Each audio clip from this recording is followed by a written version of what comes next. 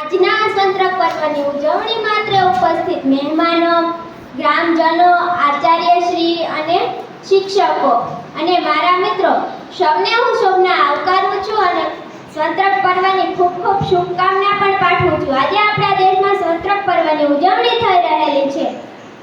ઈસવીસન 1947માં મળેલી આઝાદીમાં કેટલાય નામી અનામી વ્યક્તિઓએ પોતાના જીવનનું બલિદાન આપી અને તેમના સમર્પણને યાદ કરી આપણે ગૌરવ અનુભવી રહ્યા છીએ. આઝાદી પછીના વર્ષોમાં આપણો દેશ દરેક ક્ષેત્રે આગળ વધ્યો છે, જેમ કે ટેકનોલોજી, વિજ્ઞાન, કૃષિ, આરોગ્ય સંભાળ અને શૈક્ષણિક ક્ષેત્રે ખૂબ જ પ્રગતિ કરી રહેલો છે. આ આપણી મહેનત તથા સંકલ્પનું પરિણામ છે.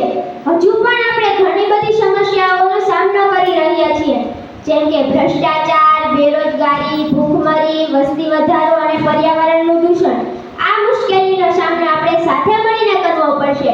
યુવાનોમાં જ આ ભારતનું ભવિષ્ય રહેલું છે. તેમના સહયોગ અને સાહસથી આ મુશ્કેલીનો સામનો આપણે કરીશું.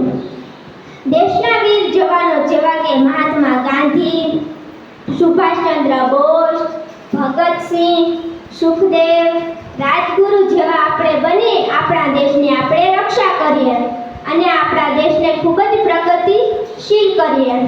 મારા વક્તવ્યને શાંતિથી સાંભળવા બદલ આપ